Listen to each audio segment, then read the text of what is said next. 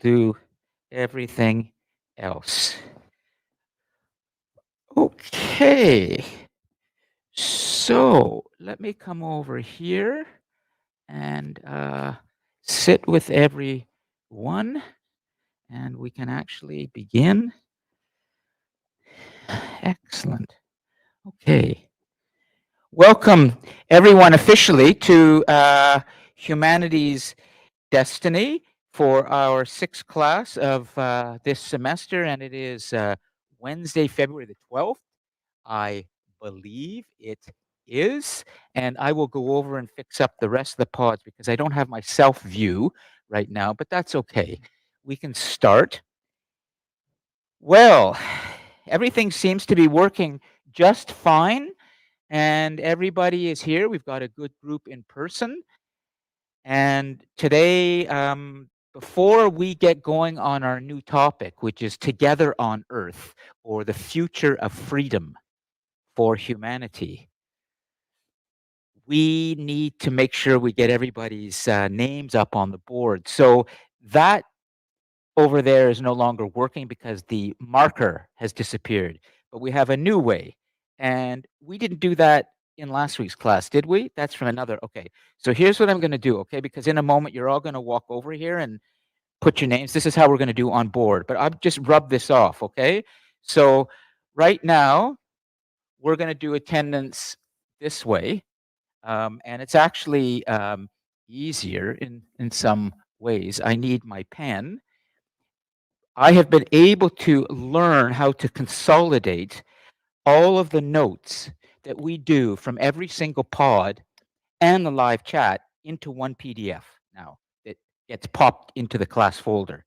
Okay, so everything that we're putting up on the screens, the live chat, is all going to be put into one document after, which is good.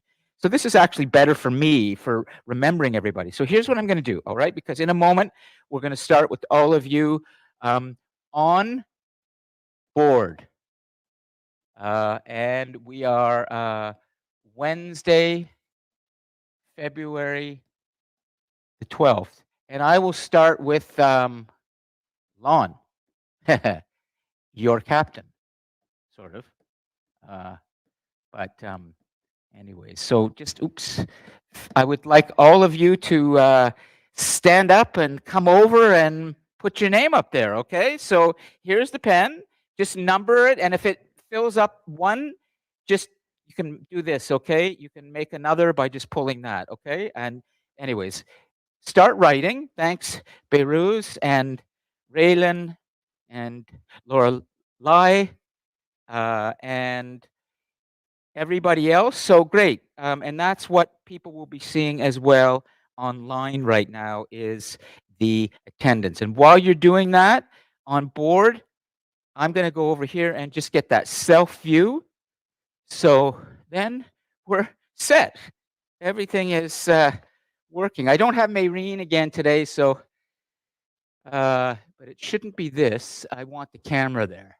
Let's see if the camera will pop up. Or is it HDMI? I don't know what's Elgin's got here. Yeah, it worked. I got it. I feel really smart. I did it. I've got the self view, so I can see and everybody can see what YouTube sees back there. Okay, that's the view for the cosmos, for out there in virtual synthetic world. This is the real world. We're never going to forget that. Great. So once you're signed there, come back to your seats, and we are going to shortly start. And it's going to be very much a lab feeling today, which is working at the boards. And I'm going to do a little talk first to get you set up for that, because we have to think a lot about the future of freedom. Freedom, the value of values, as it has been called by a historian today from Yale University. We see a lot of Timothy Snyder, who's written extensively on freedom, and he's an expert on the history of European history in the 20th century, and he teaches at Yale University. And his book, very thin book recently on tyranny, 20 things to be aware of that could be leading the human race. to a dark place in freedom. But we'll see. Okay. So I'm going to get to that in a moment. But it's all about liberty, freedom, and in some ways, the future of democracy. In other words, what kind of societies are we building in our technological planet-wide civilization? Are we becoming less free? This is a very important question to ask, particularly at this moment when it does appear that the United States has decided to become less free. But we'll talk about all of this, okay? So that's great. That's working, and you can all get it on one slide. Welcome Alina, Jashandeep, and Corson in the Cosmos, and of course all of you watching the recording later. Well, before we start, is there anything that you'd like to bring to the class's attention? My agenda is not up there. Normally I would put it up there, but we'll just go with that for now. But essentially I'm going to do a little review with all of you, check in first to see how you're doing, if there's anything you want to address. I've been really enjoying reading the discussion posts, and I'm marking the first reflections now, and I would actually like to read out loud some of the discussion posts that I've cut and pasted into a separate document that I have with me. So there are students who are really engaging well with the big ideas, whether they're watching the recording, whether they're live right now, or whether they're in person. And so I want to make sure I address them. As a matter of fact, if I remember correctly, Andrew, who's been coming regularly in person, I think you posted something. Did you post like 300 words of something? Because you're writing a lot, right? Which is great. Is that you? Okay, I thought, but maybe is it Scarrett or Phillips? Oh, okay, there's a Phillips. Maybe it's a Phillips. There's an Andrew in one of my classes who's coming in person, but he's posting long stuff on the discussion post. Very good, by the way, but he doesn't have to. You know, he'll get his 3 out of 3 with just a question. But that to me indicates engagement with the big ideas. I was happy to see that is Giovanni here yet? He probably will come in a little later. He talked about in his reflection that he's been thinking a lot about what we discuss after the class. That's great. That means that you're engaging with the ideas and about our future. Will the future be better? This is a really big question. And it's something that I've touched on, and I will increasingly today when we look at the future of human freedom and liberty, and whether we're becoming less free. But the idea of of being the future that we talked about at the beginning of the course, that you need to try to think of being the future. When you think about becoming the future, you have to think about also, do you want what you are becoming to be better than you are right now? And if you want to be better as a person, and probably you want the future to be better too, not just for yourself, but for society as a whole. So this question of will the future be better is really something that I hope you will continue to engage with a lot as we go from week to week. Let's see what else here, just by way of my little plan to make sure everybody's. Oh, I had a little note here. Raylan's boyfriend, or what's is it Luke? Or you live, Kurt. How's his sustainability challenge going? Remember last week he made a slight kind of maybe regretful thing. Is he committed to something, And then is he doing less of something? He has? Okay. That's straight from Raylan, the other half. But the other half is not here. So I hope it goes all right for him. Okay, great. So I can't remember exactly what Kurt committed to, but it was something to do with sustainability and doing something less. But I won't test you on the details, okay, Raylan? This is a Kurt thing. This is between me and Kurt. Good. Okay. So, does anybody have any questions about anything that they want to bring to the class's attention, including here or online in the Cosmos? Otherwise, I'm going to tee up this little presentation I have. It's just a short lecture, nothing major, okay? And then we'll get going with the activity. But I really want you to be able to engage at the pods today. And I've got the pods working now with our tech team so that everything that you work on there can be seen up here today. So it will be a much better take up. Team 1, team 2, team 3 isn't coming up, but team 4, all of your notes will be seen up here at the same time. So it's going to look like a mess, which is great. A mess of thinking through things together. Right. So everybody good? No nothing on your mind? I'm going to bring in something here, and hopefully this will work. The everything else is going to disappear for a moment, so we won't be able to see the live chat or anything in the Cosmos because I'm going to make this full screen, and we're going to do this. Great. Okay. So actually, you know what I'll do? I think it would even be a little better is I can do this. I can just make this so we can continue to see the cosmos. Uh, but let's see. There we go. There's Aldous Huxley, author of Brave New World. He has written extensively on human freedom, and I want you to see him. I'm going to be reading out loud in a moment. Great. So I can do this while I keep the cosmos there, which is great. Okay, and everybody can see clearly. Nice. Okay,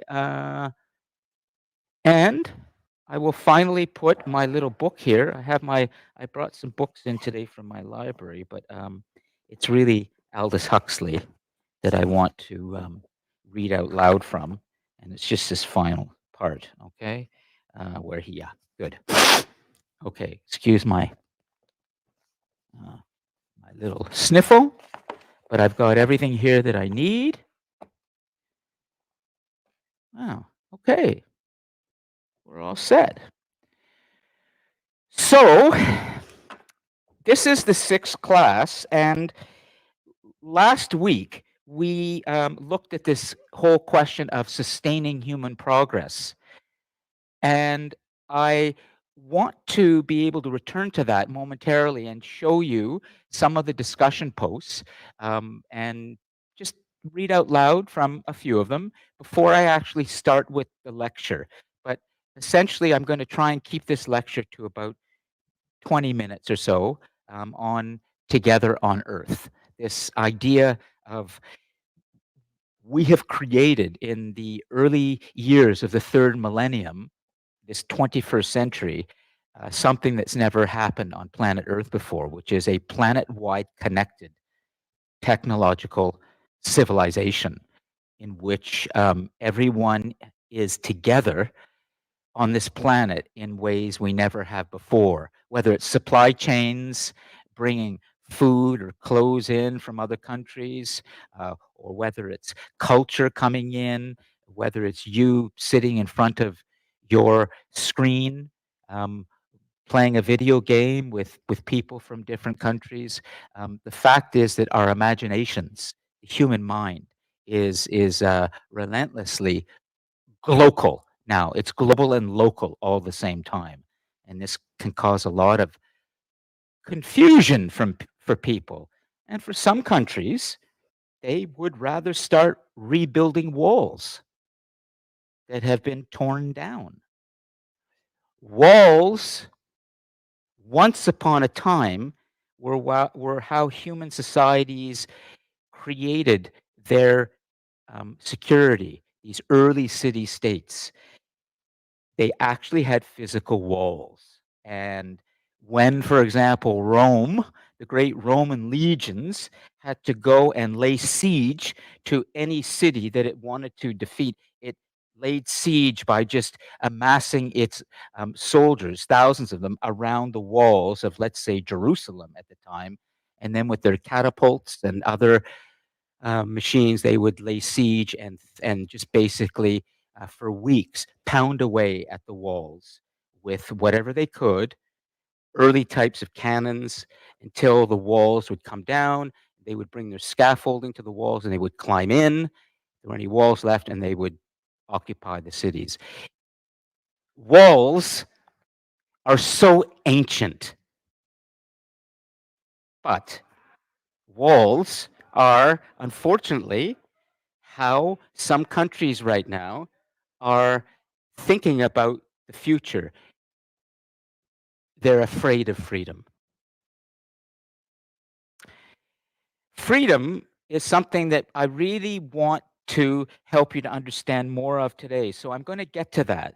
Together on Earth is all about this idea of if we're going to live together on this planet with less conflict, less war, more peace, and more opportunity, we will have to do something that we seem increasingly afraid of doing, which is respecting diversity and the rights of all peoples.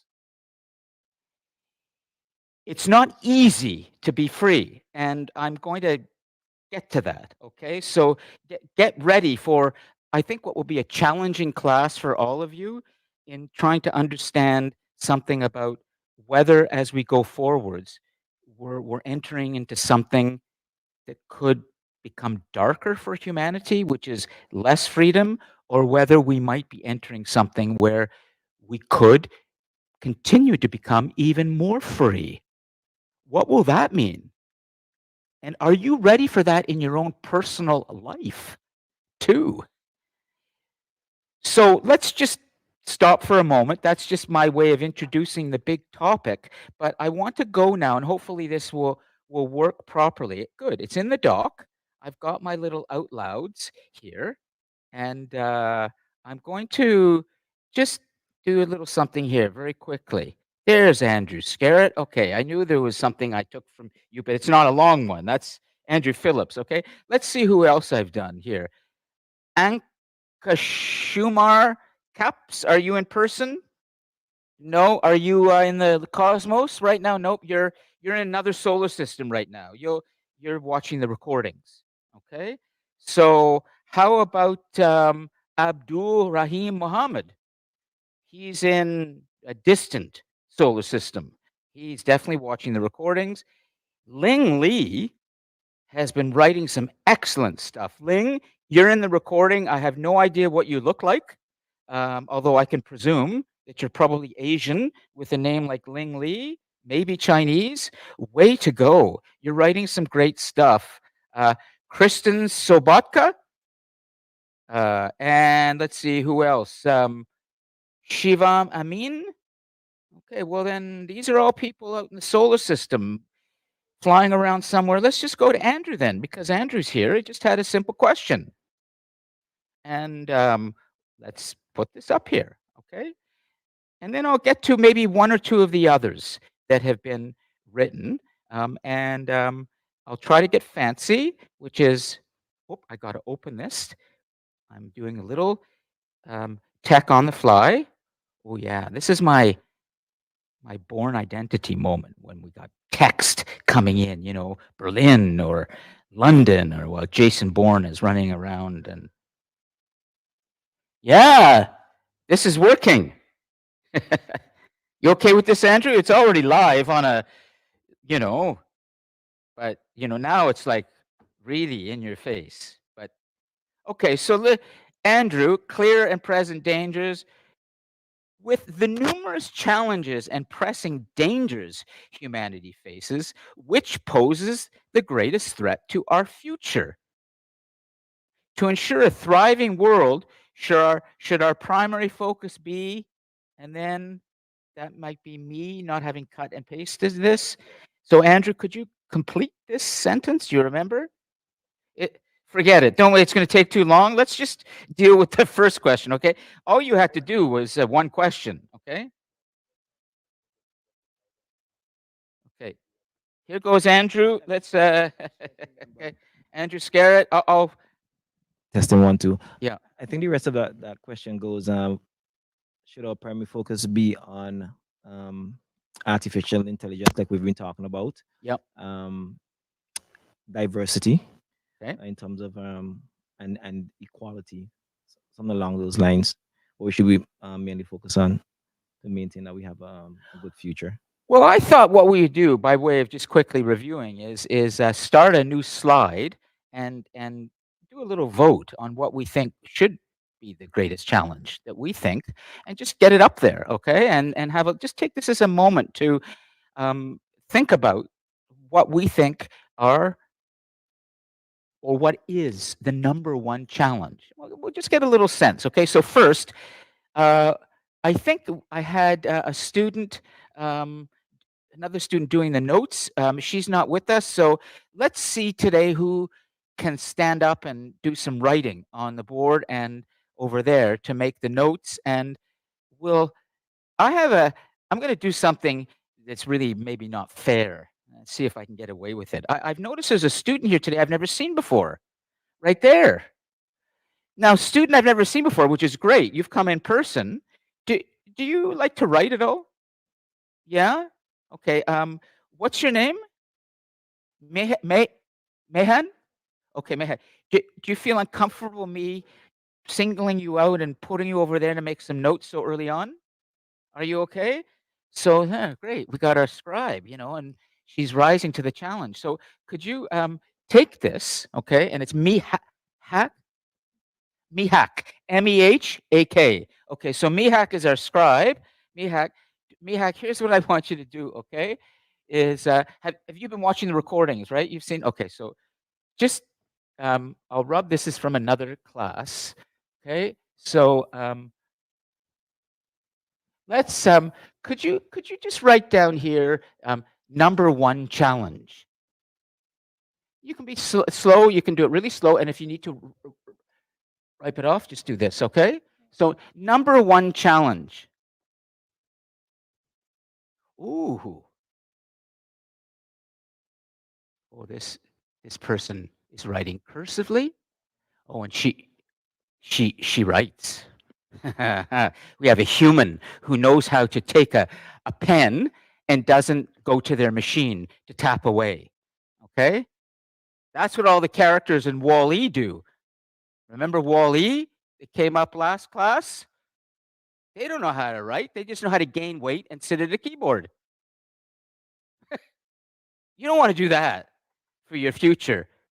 Just become a big blob and everything's done for you, and then you don't even know how to think anymore. This is not good for humanity. So excellent, Mihak. So now let's go back to Andrew's question, and let's just have a quick little discussion. Give Mihak something to write on the board. What are these challenges that we're facing? I have no idea. I'm just blank. I can't believe it. I, I have nothing to say. There's nothing in my head. Nothing. Jake, just a second. So, Jake, what exactly? Andrew, said there are all these challenges, but we've got to figure out, like, what would you say is the number one challenge that we're facing going forwards? Well, I wouldn't say number one, but I would say money. Money. Do you want to write that? There's Money. with inflation, the constant dropping of dollars, Bitcoin, rug pulls, whatever the hell is going on in America. Yeah, exactly. Whatever the hell is going on in what I call, this is just my personal opinion. I don't want the land of the lawless losers. This is what I believe. The United States. Yeah, it's okay, but I'm not going to get into too much politics. So money. Okay, money for the moment. Okay, we can work that through a little bit, but go ahead and grab. Yeah, sure. Yeah, the unequal. because then the unequal distribution of wealth, it seems like that gap is growing wider and wider. Inequality. Yeah, those the have and the Inequality. Can have-nots. you write that down? Inequality. Yeah. This has been with us since the beginning of human society, Andrew. The beginning of civilization, we've been dealing with inequality, and we still haven't really. Well, not necessarily. Okay, so money inequality. Let's just put a few more, and then we'll move on. Okay, this is just by way of challenges, getting you into this idea of Andrew was saying after the last class. I think this is your fifth discussion post. So it was from last class. After sustaining it, he wrote this idea that he felt, given what we had covered in that class, that there are dangers ahead, that we may not be able to sustain what we have, what we've created with human progress. And he asked a very good question. What are they, and which poses the greatest threat? Beirut, you want to try? Okay, well, let's hear them. Go ahead. Okay, Hello. which poses the greatest threat? Money Hello. inequality. Okay. So I have sustainability as one, Okay, and peace peace. and balance. Like so, order where order and freedom, kind of like basically in a way that the world can operate. Like without there being too much chaos. At the same time, like Sure. yeah, you How get about you what? say more peace? More peace. Yeah. I mean, I don't think we're ever going to really get complete peace, because it has been said by philosophers and others that conflict internally, what Muslims call the internal jihad, right, is a very productive thing, right? The conflict inside is good. So, you need conflict, and we need, but maybe more peace, just Like more. basically reducing conflicts and also like hardships Yeah. basically. Reducing suffering. Reducing suffering. Suffering is part of life, and we can't get beyond it, but we can have less, can't we? A lot of people suffering in the world, including some of us, greatly. It's been said that everybody has it's a cliche. Everyone has a battle that we know nothing about. So be kind. Every single person right now in this class has a fight inside of them that they're waging. They won't tell us what it is. That's fine. So be kind. Oh, I want to know now. See, I want to know what Andrews is. I want to know what Raylan's is, but I'm not going to push Beirut and Mihak. Sure, I'm going to ask her what her big internal conflict is. And she's just walked into this class. She'll run out of here going, this class is awful. They really make you feel like scare the hell. So I'd never do that. Never do that. But, conflict is suffering is normal, but less. Okay, two more things, and then we'll do a quick vote. So money and equality, reducing suffering. What happened to weapons of mass destruction, which seems to occupy a lot of people's attention politically today, which is we have these weapons that can kill everything on the planet, and it's called omnicide. So, what's that? Moabs. What is that term again? I have heard that, but which? Mother of all bombs. How about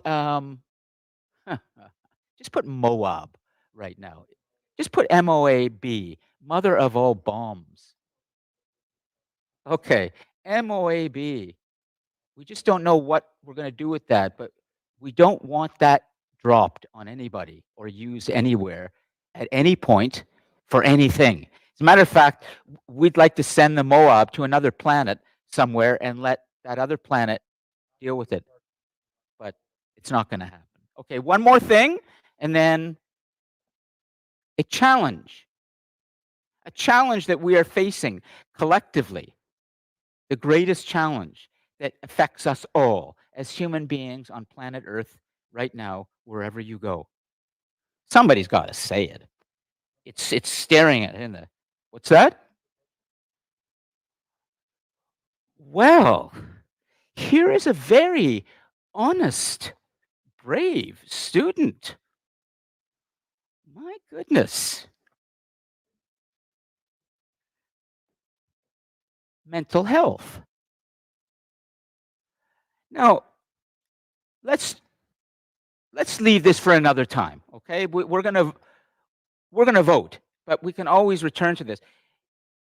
This student, Jake, has just said that the greatest challenge is depression. Well, guess what? The World Health Organization would not disagree with you. The World Health Organization has said beyond cardiovascular disease or brain disease is something else that's affecting all human beings on planet Earth today in this rattled technological civilization where humans are confused between what's real and what isn't. People are spending so much time in their machines. They're dealing with artificial intelligence. They're confused. The world economy is in such turbulence. We have no idea who's going to win the next elections. The United States seems to be disappearing from the world and becoming a kind of dictatorship. And people are rattled everywhere. Or if you go into Asia or Africa or elsewhere, the World Health Organization has said mental health is a number one health hazard. Anxiety and depression. Wow. So we'll just leave that there for now. Please think of these 5 things. Take a look at them right now, and then I'm going to ask you all to clap once. So not like once, but just you're going to select one thing, and the loudest clapping is the one that you've all chosen. So you can only clap for one thing. Okay? Mental health, mother of all bombs, don't use it. Reducing suffering, inequality, and money. And then I'm going to say, let's vote. And I'm going to say money. And whoever chooses money, clap. And it might just be one person. And we'll know for certain at that point that you can wipe money off because it hasn't been chosen. The loudest clapping is going to be the winner. Does it make sense? Well, we're just doing a little exercise. Democracy we're going to get to today, Andrew, with the class, but you're just choosing one, okay? And for those of you online, Alina, Jasandeep, Corson, put a little clap icon, okay, when you go. All right, so let's start with money. Anybody clap if you think it's the number one, the greatest challenge of our 5 challenges today, money, and what it does to people. Mihak, can you just wipe that off? Okay, that's your vote. You can't vote again. Anything in the cosmos? Nothing. I think they've stopped to have a vape. They've gone for a walk, making a sandwich. God forbid they're drifting into a washroom somewhere because they have some business to do. Don't do that while you're in a class, please. Okay, next, inequality. Inequality. Oh, okay. Is that for inequality? Let's hear inequality. And you can clap. It's just you're clapping for one thing only, okay? That's it.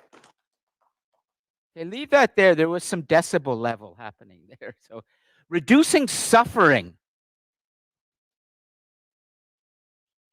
Give it a clap. Go for it, just so we have the. Okay, so we're still inequal. Don't drop and don't use the mother of all bombs for whatever reason, for whatever purpose. Please don't. You can wipe that, Mihak. Yeah. Yep. That's gone. MOAB. Oh, Corson and Alina were doing that for reducing suffering. Was that what it was, Corson? Just put a yes in. I missed that. Okay. Okay, so reducing suffering inequality here. Final one. This is going to be interesting because I haven't seen a few claps going. Mental health. Oh no, I don't want. I don't want to clap. I'm directing this. Let's hear that mental health again. Mental health.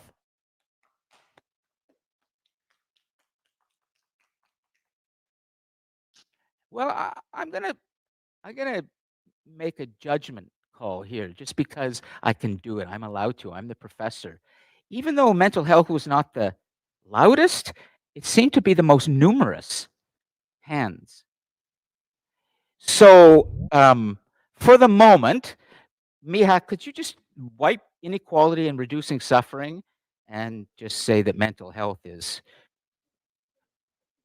can be a result of oh, geez, so you're watching. Good. She's on it. You're right. You're right. It can be a result of suffering. So it's connected. Are you saying that mental health is connected to suffering? Yeah, not entirely. Yeah. Okay. In some cases. Okay, great. They do. Yeah. So that's leave that Mihak. Thank you. If you could leave that up there for now, and then we're gonna move on. And could you make another slide and just call it "Together on Earth"? Okay. Oh, go down to the bottom right, and you see those two little. Yep, you got it. Now pull to the. You got it, and you can rub off that short history of the world stuff from another class. Okay. Together on Earth. So thanks for this. I will leave the other ones that I've chosen for another class. It'll take too long, um, but I liked Andrew's question. It got us thinking, and I don't think I'm telling you anything new about mental health. You all understand it. What I think might be new to you is the way the World Health Organization is looking at it now, and the way so many other countries are beginning to look at this question of mental health. You might even ask, in terms of mental health, can we humans sustain ourselves in this future world where there will be more and more machines? One student asked a question in another class, if I recall, and he or she said in a discussion post, um, is there any humanity anymore? What's happening to humanity? Anyways, that's kind of another big question. Hold on. Mahima, do you want to ask a question? Go ahead. I see a hand, but it might just be a ghosting hand. I'm just going to move on with the lecture, okay? So, Mahima, if you have a question, just put it in the live chat, all right? So let me come back to this. And I'm going to start with my first little slide. How many of you are familiar with a book called Brave New World? You ever read it? Science fiction novel similar to George Orwell's 1984, at least in terms of looking into the future and trying to tell us something about the future. Aldous Huxley is one of the great writers, science fiction of the 20th century. He wrote A Brave New World. Do you feel comfortable, Barack, giving a tiny summary of the book before I read something that Aldous Huxley has written about freedom? It was kind of a long time ago Okay, for go me. ahead. It was in a high school. I actually created a little summary for my teachers, but like I said, it was the first year of the high school, so it's actually come to think about it, kind of heavy book for a first like high schooler, like Right. freshman. But yeah, it was a dystopic world where all the people, like even the people, were kind of trained like it was a factory line. Yes. People were made instead of being born, that type of thing. If I remember correctly, it might be not Yep. totally correct, but yeah, people were trained on basically like people were trained to not love the environment, but love the actual industrial things in the world, like the system itself. They were basically pre-trained even before Uh, meeting their mothers or everything or the family. They don't have families. They don't have nothing, if I remember correctly again. yeah. And yeah, it was like and oh, reproducing naturally was like a huge sin. So they used condoms and everything to prevent the natural selection and everything. And they took medication as well. They Yeah, yeah. used drugs But and now, medication to bring them to a nice state where they were sort of like I said, kind of have a book for a freshman, I guess, just fresh before the middle school. But it kind of opened my eyes.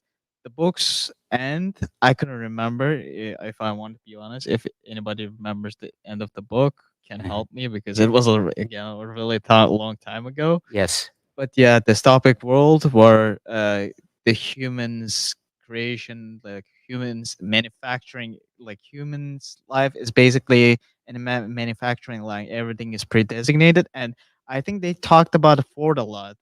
Henry Ford's T model at the start of the book, basically Good. referencing the creation of the automobiles to the creation of the humans at that world. Did you, as you remember it now, Barack, did you get a sense that he was dealing with this question of, freedom, and are we becoming potentially in the future less free as as individuals? Oh yeah, absolutely. The writer definitely mentioned that nobody was free in that world, but there was, I think, two or three people that were actually started the thing, Mhm. thus end up breaking their chains, right? Very good.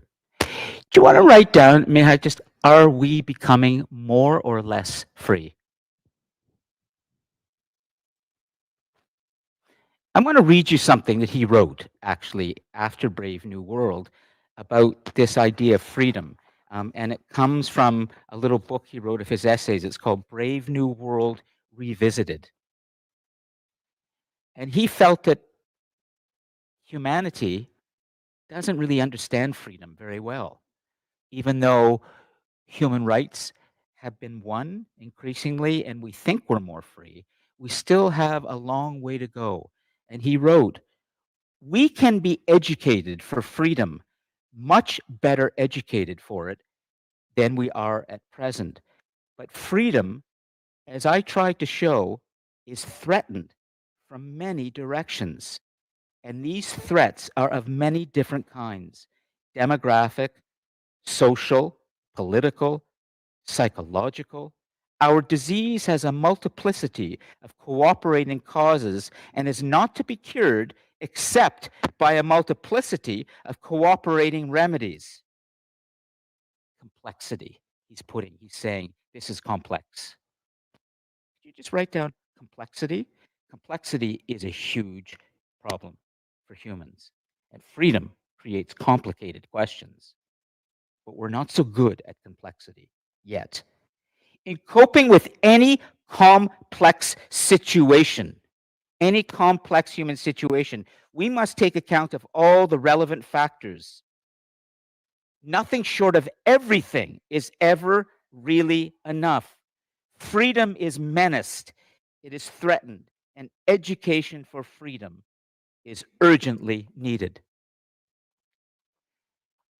Now, he wrote this at a time when the world had been suffering from the catastrophes of two world wars.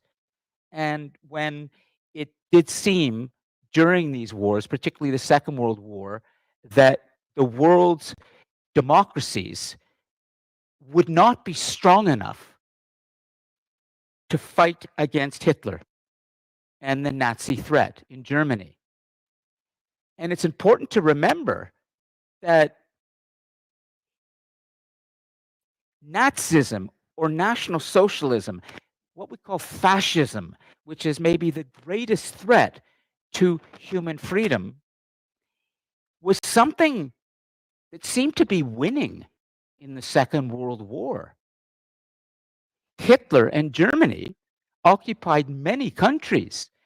And in the middle of the Second World War, Winston Churchill, the British Prime Minister, was desperate to get the United States to come and fight with them. And finally, the United States did. And there were thousands of more troops that came over to Europe. There was all the manufacturing that the American industries did for weapons and bullets and guns and others. And eventually, the Europeans were able to stage, with American help and Canadian help, that incredible D-Day invasion near the end of the war, where in the biggest invasion force in military history, tens of thousands of men went across the English Channel and landed in France under German gunfire. Tremendous moment. And they were able to land their forces on European shores and begin their push to push Hitler and Germany back to the point when eventually fascism was pushed back right to Berlin, and Hitler was forced to commit suicide in a bunker in Germany. And eventually, the Americans dropped a bomb on Japan, the Second World War, and that's how the threat of fascism from Japan was dealt with. It was a nuclear bomb that fell on Hiroshima and Nagasaki, and Japan had to surrender eventually too. Japan and Germany had the two great fascist powers of the 20th of the Second World War. My point is this: if you had been alive during the Second World War, as your grandparents have been, or maybe, yeah, your grandparents, you would have been living through a time when it seemed like democracy might not survive. But it did. The threat of fascism was defeated. But Aldous Huxley was trying to help us to understand that if we want to protect our democracies, we have to understand what exactly is at the core of these democracies, and that is the human desire to be free. But it also requires us to understand something about, well, why do we want to be free? And why is it that in so much of human history, when we look at empires through human history, whether we go back to some of the most early Mesopotamian city states that formed the Sumerian Empire 7,000 years ago, when we look at the Egyptian Empire, when we start to look at the European empires or Chinese Empire or Africa or the Americas, we have seen often in history that humans don't really want to be free. They elect strong men. They like the military. They want order. But the question is, if that's the case, then why is it that if I asked all of you what you really want in your life, you will say many things that are important, no question. But one of them will be you want to be free to choose. You want to be happy, but you want to have your mind to be free to think its own thoughts. You don't want somebody telling you what to do or how to think. You don't want to be following a kind of power that you know is corrupted, is cruel, and is violent. You want to be human, and humans like to be free. But at the same time,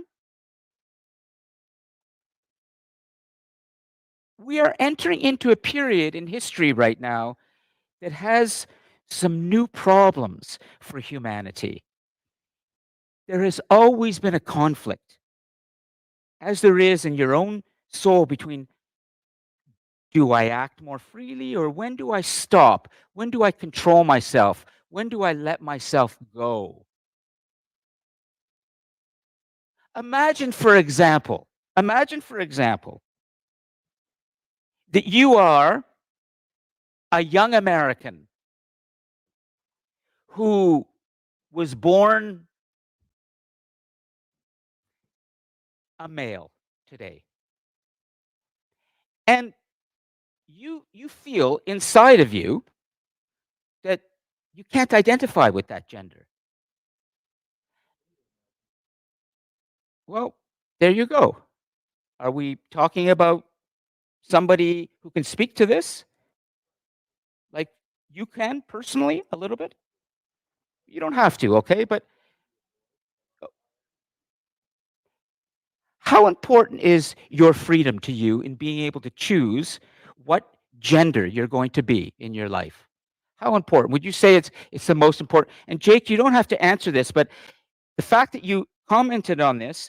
I don't want to push it, but I'll tell you something. The best learning is when the students are prepared to give something and we can use that as a learning opportunity. Okay, so I want you to be aware of something right now. Among the many, many, many directives that have come off the desk of Donald Trump, what once was the great democracy has now been reduced to a man sitting night after night at a table just giving directives. This is democracy? One of them was get rid of all the LGBTQ programs. I'm not entirely sure, but definitely get rid of all the gender programs. In other words, if you're an American right now and you feel the way Jake does, it will be a crime. Be oppressed. And you may be attacked by others who are real supporters of Donald Trump and elsewhere saying, but the president has said you're not allowed to express that part of yourself now. So maybe we'll just come and knock the crap out of you. Or maybe you'll come to Canada. But tell us a little bit about why your free choice is so important to you, Jake. Well, it's my identity. It's my person. This is my body and my mind, my heart, my soul. Just as an experience growing up, I never fully understood why, but sometimes I wanted to do girlier things. Sometimes I wanted it to be very masculine. Then eventually, when I got to maybe around high schoolish, I figured out, hey, I don't want to be a dude. I don't want to be a girl. I don't want to be anything. I just want to be me. Wow. So I said to myself and did a bit of research, talked with my gender fluid friend, and came to terms that I'm non-binary. I don't want to be a dude. I don't want to be a girl. I What just does non-binary mean? it means I don't refer to myself as any particular gender. Okay. I go by they them because well, I don't want to be masculine. I rather not have anything between my legs, to be honest. And eventually I just grew comfortable with that. Even though I can't come out to my family, I am personally comfortable with the fact I'm non-binary. I will paint my nails. I have a dress at home. My hair is dyed. I made a joke saying, yes, I do have dyed hair and pronouns, but for that to be ripped away from me Yeah, go on. makes me feel less than human. It would make me look at my Less than human. dog Could you write that and down? go, Less than human. Bella, how come you have more rights than I do? You're a dog. You have a small head, and I seen you chase your own butt after you farted. Why do you get to have more rights than me? I was born and raised in North America. I have gone to school. I have done my best. I have learned and I have loved. Why do you get to have more choice in your own body than I do? And I Listen, just think that tell us what you want. I don't want you to be in any way I'm uncomfortable not. because you are helping us to understand a very complicated phenomenon in our society today.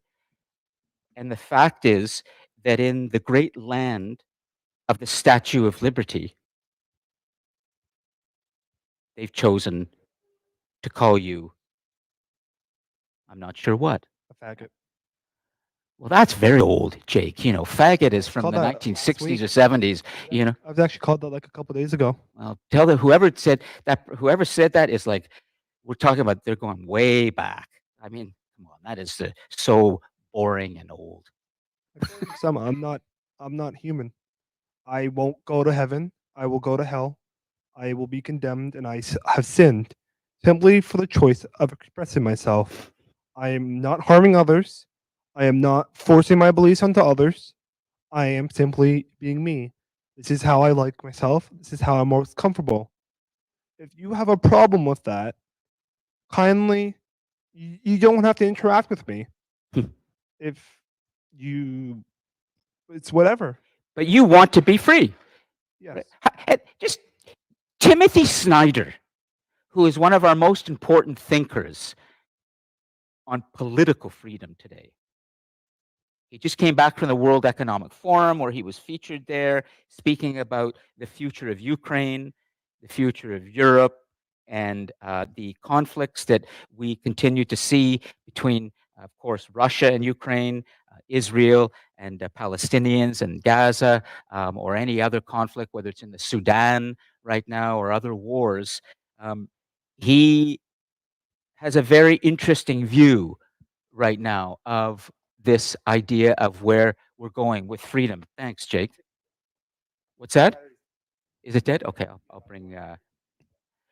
And I want you all to just think for a moment about this idea of the value of values. He said that when you take important human values like justice, honesty, love, friendship, virtue, and all the things that we feel are important. Freedom is the value of values. It's the greatest value. It's the one we cherish the most. And the reason I think what Jake said is so instructive, from my estimation, to help you understand, is he's basically said, I want to be free no matter what the rest of the world says. That takes an immense amount of courage to be able to do that. But it also says how powerful the desire is to be free, that he is prepared to suck, she or they. Timothy Snyder and Václav Havel are two of our most important thinkers. Václav Havel was the first president of modern Czechoslovakia when Slovakia and the Czech Republic came together after the Soviet Union fell. He was released from prison where he had been fighting against the Soviet Empire, and he was like Nelson Mandela of Europe. He had spent many years in jail fighting against an oppressive system, but he was prepared to go to jail and fight, even if he would suffer greatly, even if he would lose his life in jail, because he felt so deeply in this idea that the freedom of our people is greater than anything else. And eventually, the government fell and he was released from jail. What I want you to think about now, as we just touch on some of these important thinkers, is I want three of you each will make little teams to do some research together. And I'm going to give you a source. And I'm going to, come on in. It should be open. Oh, it should be, but let's do this and we'll kick the door down. Here you go, Jake. Come on back in. There's a source that I want you to see that is really important because you're going to be spending some time with it in the next 15 or 20 minutes. And it's called Freedom House. Have any of you used Freedom House as a source of data? It's a great source. And I would like you all now to go on your phones or go on your laptop to Freedom House. Just bring it up, okay? Because all of you are going to be digging through Freedom House's website in a moment to help us to understand something about the future of freedom, okay? So just make sure that you have it, okay?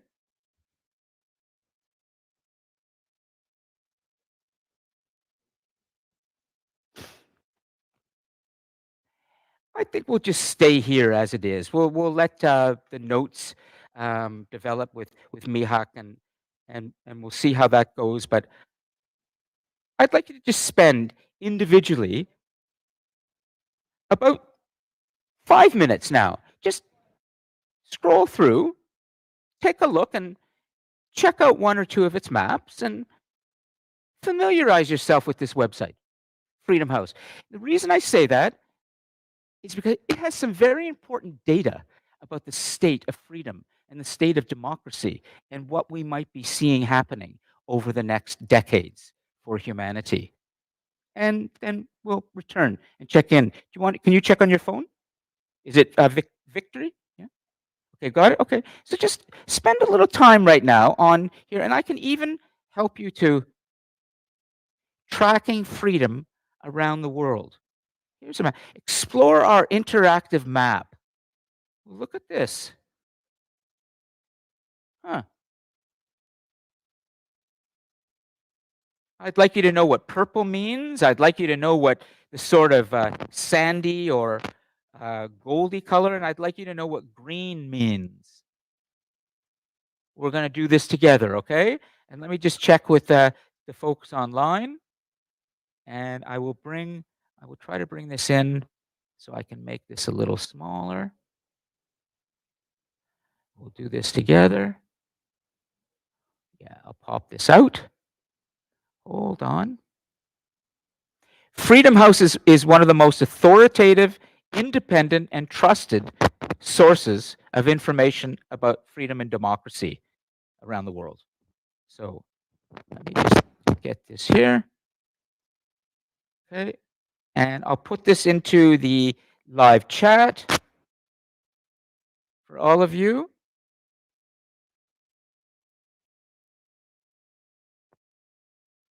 Okay, here is the link for those of you in the live chat. There it goes. Mahima, Corson, Alina, and others. I'd like you to click on that link and explore the homepage of this website, but in particular, the interactive map. And I'm going to come here for a moment. I think here it is. I'll bring it up. Okay. So you will see an interactive map. Freedom House's interactive map. There we go.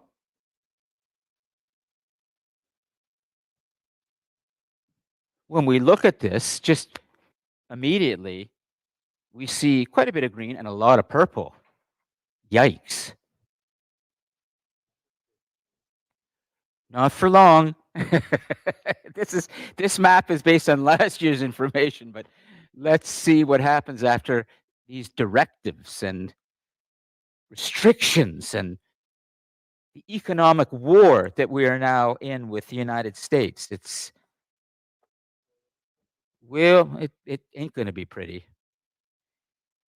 But, let's understand. And why don't you come back, Mihag? You can spend some time with this too, okay? And I'll come over there and continue myself. Hold on to the pen and give it to me. But thanks. That's some nice writing there, okay? Excellent. But take a look at that map, okay? And we're going to talk about it. The critical part is purple, gold, and green.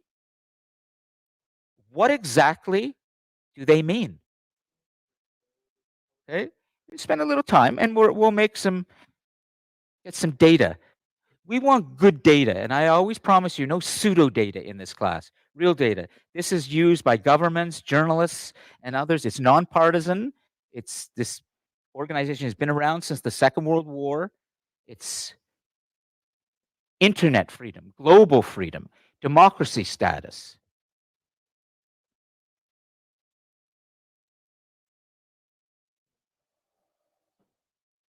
Russia. They have a score. Every country has a score.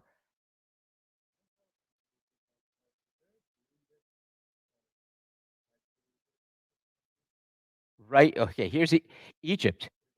I know there's, of course, Saudi Arabia for the whole Arabian. This tiny bit of green, right? Just a second. Well, that is, because that is Israel and Gaza. Ooh, good. Let's zoom in. Let's zoom in. Here we go. Good eye.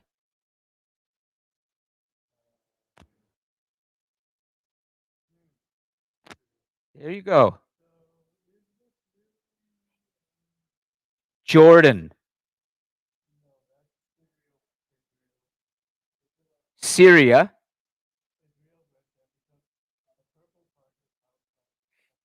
Jordan is the purple. Oh, wow. It should be. Let me keep going. Okay. Yeah, it's 2024. That's right. Okay. West Bank. Israel's in West Bank and Israel, and it's sort of see this is changing, and it's very much because it's at war right now. Okay, so I'm going to do some notes while Mayhak is researching and you're researching. We're going to try and understand something about this idea of freedom. Okay, and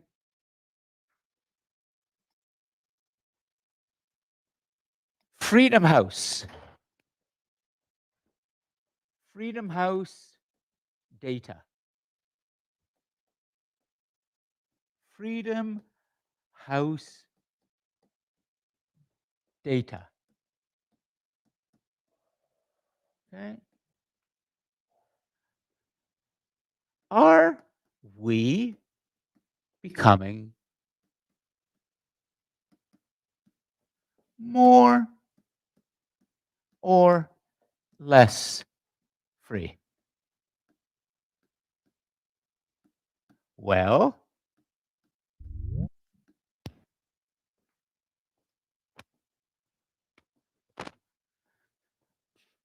what might we start to conclude just by looking very, in a very introductory way?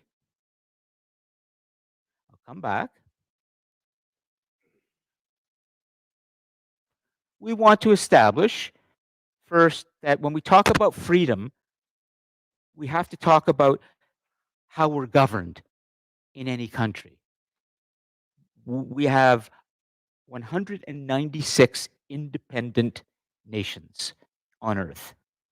If we're going to determine, at least begin to understand, are we becoming more or less free, we're taking a big view now of humanity as a whole. We could also take a smaller view by looking at Durham, Oshawa, your own life, where you live, how you feel. That's something else. We're just taking a very big view of the world right now. So we need to understand that democracy actually has grown into become the most popular system of governance in the world in one way or another. Not all democracies are the same, but Russia calls itself a democracy. Even China does, if you can believe it. But countries that seem not so free, they see themselves as having representative governments. In other words, people have been elected to be in positions of power. So democracy is the most popular form of government, and democracy is the government that is based on respect for human rights. And respect for human rights is about respect for everyone to be free, to be who they are. Jake can be who he is. He has his rights. What's they? Okay. Um, Andrew can be who he is. I can be. We're all different. We all have our rights. And the preservation and protection of those rights is the essence of a democracy, to be free and to be respected for that. It's a very complicated way of living. It means we all have to respect each other. It's very messy because we may not want to. I may not want to respect him. And here's black guy, a Jew over here, and guy from the Caribbean, and who's Arab. I mean, we may decide we hate each other, but we can't. We got to learn how to get along. So then, as we look at the state of democracy in the world, that tells us a lot about the state of freedom. Does that make sense? Okay, so how do we analyze this a little bit? What's the first thing you would say looking at this as a question or as a comment, if you want?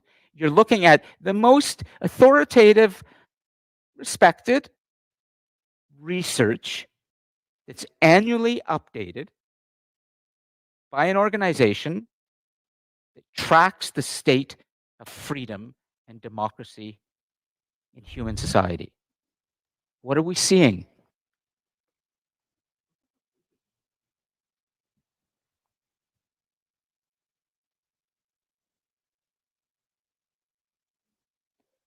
What's the purple? What does that mean? Not free. Okay, not free according to Freedom House, not free. What's the yellow or goldy, sandy? Partially free. Great, excellent. And the green part is free, fully, according to the criteria of Freedom House. Well, let's make sure we understand this. If you looked at that just by the colors alone, is the world right now free? Is humanity generally free, or is humanity, a lot of humanity isn't free?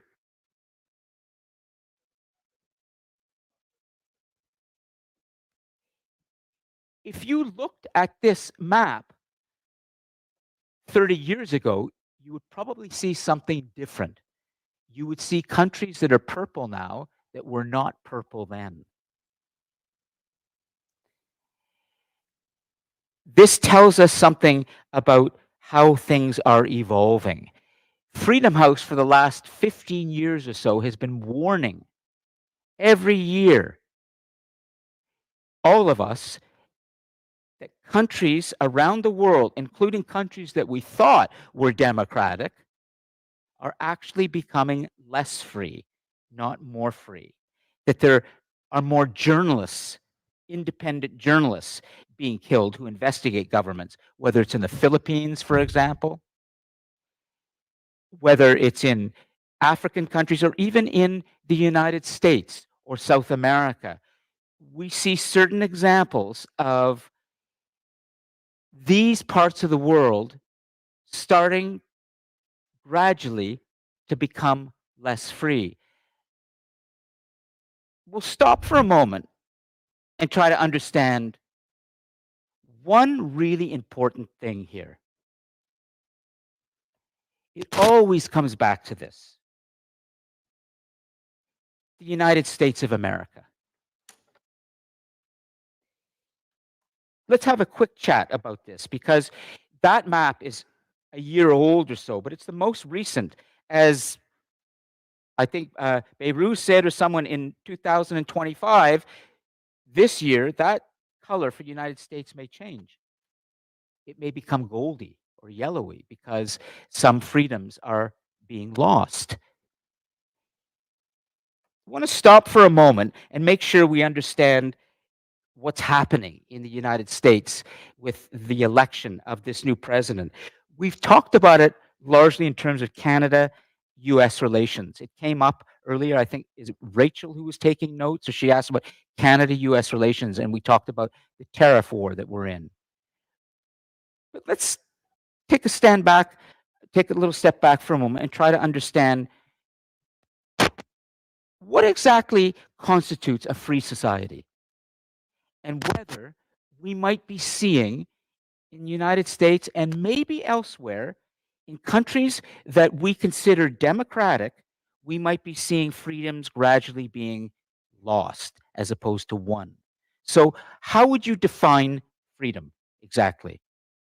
Just you. We won't go to the Freedom House's definition for the moment. How would you define a free society?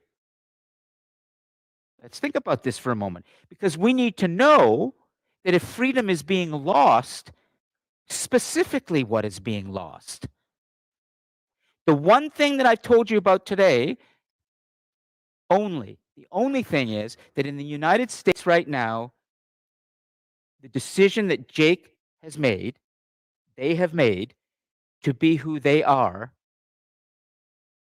has been declared illegal by an executive order. Well, let's make a few more notes.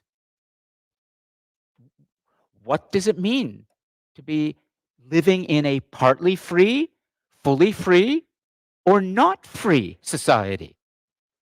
What do you think? Okay, let's do this, and I'm going to help. We're just brainstorming. I'm not asking you to go to Freedom House. We're doing this together. But if you want, you can go to the Freedom House site, and they will tell you. They will give you a list of what they consider partly free, fully free, and not free.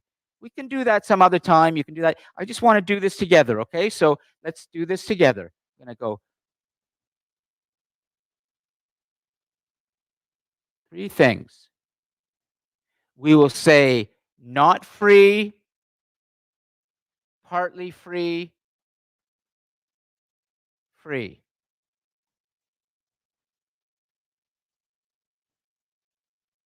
So let's do what Timothy Snyder has said is a better exercise. Talk about what freedom means in a positive way.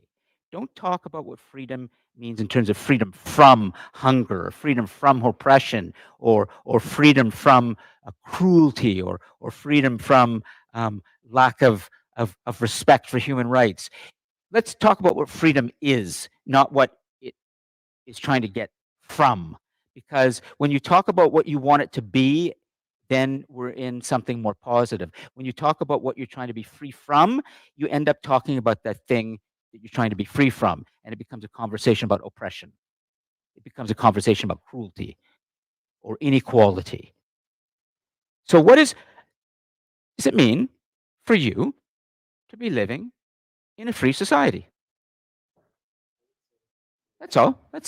We'll do this. Andrew, go ahead. Okay, I'll do this for everybody. Okay, I want you to think. I'm over on the notes.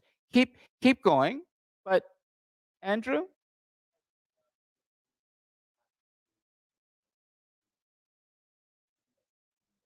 participate. Yeah, participate. You want to participate, and you want to be encouraged to participate. You have a vote. That, in theory, is what participatory democracy is, which is you participate in the selection of a leader. You participate.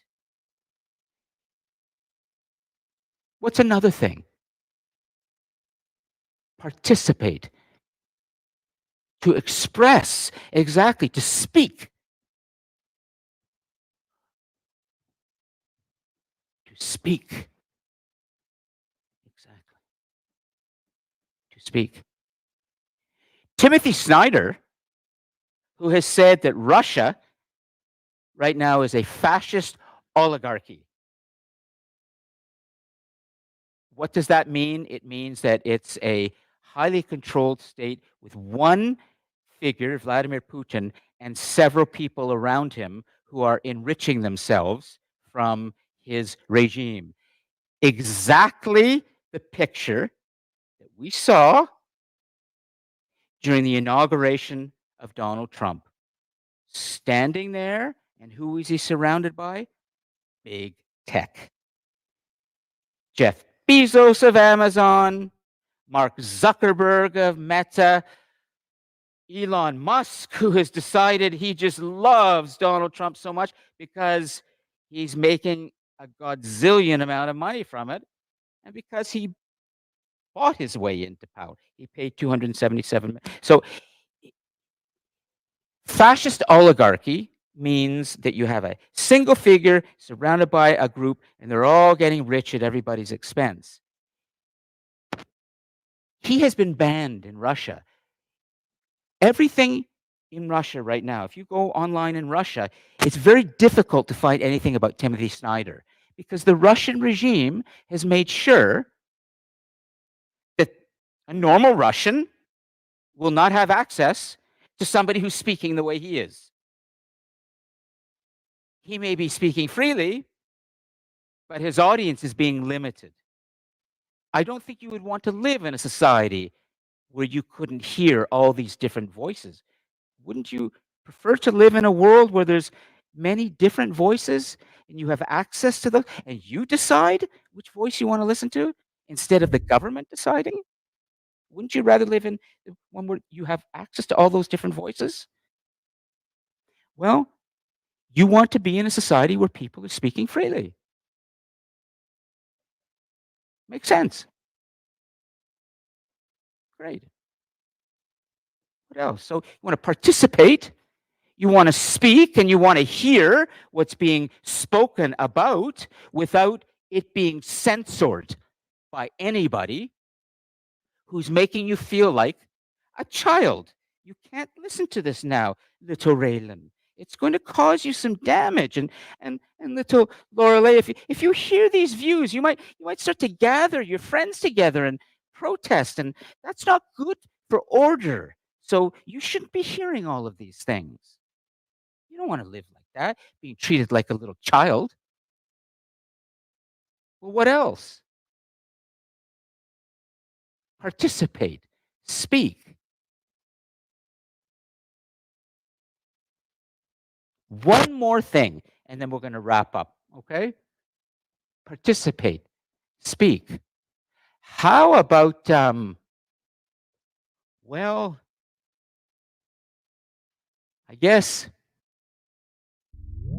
I have to bring it back to this because this is the thing that nobody ever really likes to talk about, but everybody wants to be free to do this. Love. Oops. See, Jake, they wants to love who they want to love. But that's okay. Can't do that in the United States anymore. Statue of Liberty. So many immigrants came over now. Keep the immigrants out. Give the job to all the white people, all the Americans. I'm not so sure that you would want to live in a place where you can't love what you want to love. I think you probably want to move somewhere else. We haven't really established the answer today of are things becoming more free or less free. We're going to continue this, but there's one thing we can definitely say factually 100%. The United States is becoming less free. You take a look at all these orders and then ask yourself, have you ever seen such a spectacle? Ever? The idea of an executive order in which the President of the United States sits at his desk day after day and issues directives with a big Sharpie. Just, we're going to do this today. We're going to call Gulf of Mexico Gulf of America. Sharp. Next day on Google, for all the Americans, sure enough, Gulf of America. You know that's happened. Google now in the United States, if you go, it's not Gulf of Mexico, it's Gulf of America. Okay, that just happened. Sharpie, okay? Next Sharpie. Well, the great democracy has been reduced to this. One man said, well, I had a deal. We're going to give the Canadians 30 days to figure out how they're going to deal with 25% tariffs, and then we'll check in. Nope. Yesterday, the other day, Sharpie. We're going to put 25% tariffs starting tomorrow on steel and aluminum. And today, we wake up in Canada and we have the people in Hamilton, which is the major steel producing city in Canada. 6 or 7 of the 13 steel companies in Canada are in Hamilton, and they're scrambling because now suddenly the Sharpie, one man, has said they're going to have to pay a tax or tariff when they send the steel into the United States. And all the aluminum producers in Quebec are doing the same thing today. I hope you will think hard about the spectacle of in the United States, yes, when a president comes into power, he can issue these executive orders. Other presidents have done this. We've never seen the extent of so many orders coming day after day after day, an attempt to make the executive branch in the United States the most powerful thing in the United States, to the point where his supporters are now saying, we want to get rid of the judges. The judges, the courts are against us. What a spectacle. Well, I want you to think about it. I know that I'm a little passionate about this. I know there are other views. I'm just trying to get you to think about what's going on in the world right now. And what we are living through is something that has never happened, ever, to Canadians.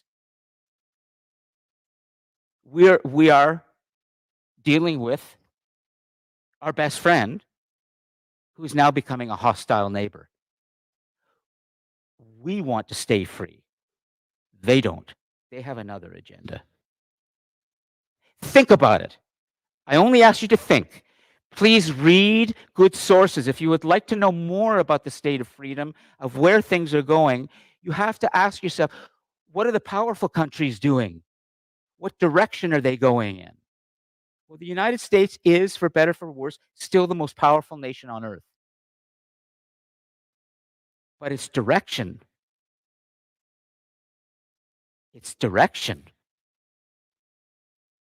it's very concerning right now.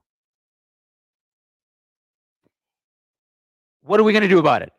What are you going to do about it? I'd like you to think about that. That's all. Okay? So, next week we'll do a little review and we'll try and answer that question exactly. Are we becoming more or less free? But probably you will walk out of here today with a pretty good sense that your professor is a little worried about freedom in the world. And we all need to wake up. Okay. I think I can let you go. Anything you'd like to say? Anything from the cosmos? You have your second reflection due next week. And I look forward to reading them and getting the first reflections back, discussion posts, and I'm here if you'd like to talk to me. Okay? Thank you.